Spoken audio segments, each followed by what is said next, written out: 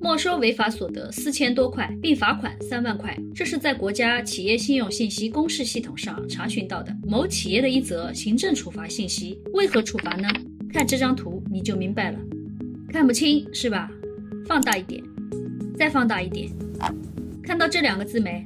这就是处罚它的原因，标识看不清，所以这瓶东西的名称应该是甘草鸦片糖，但商家只想让我们看见甘草片这3个字，为何？当然是为了 Marty 就是钱。打开国家药品监督管理局网站，查询甘草片，出现的药物名称都是复方甘草片，这是一款国民级的止咳药，不少人只要咳嗽就想到要吃这个药。大郎，该吃药了。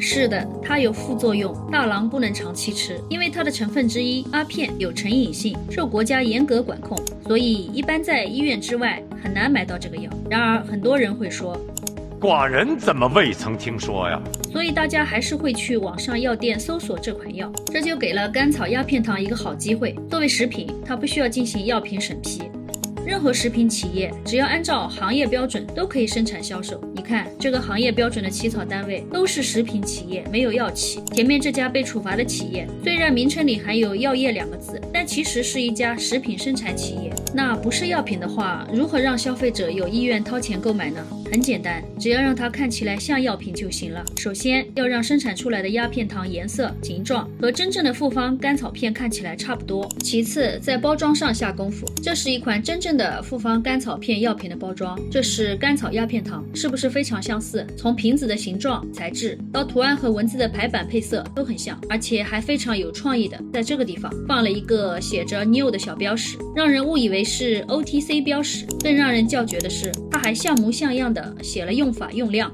在网上随机选几个品牌的甘草鸦片糖，看起来都和这个差不多。另外这一款复方甘草片的包装也是被模仿的对象，看这款甘草鸦片糖就是模仿的这个风格。再来说一下价格，这是一家代工厂，标出的出厂价是每瓶2.9块，量很大的话应该还有优惠。那我们消费者多少钱能买到呢？17.9块，比真正的复方甘草片还贵一些。也许有人说，这不就是卖假药吗？这并不是卖假药，因为它没有宣传它是药，而只是让你误以为是药。所以这里要提醒大家的是，虽然吃甘草鸦片糖有清咽润喉的效果，但它毕竟不是药，起不到实质的治疗作用。现在咳嗽的人很多，如果咳得厉害，记得还是要去医院配真正的药。在此希望早日听到你的医生说，他已经不咳嗽了，不咳嗽了，不咳嗽了。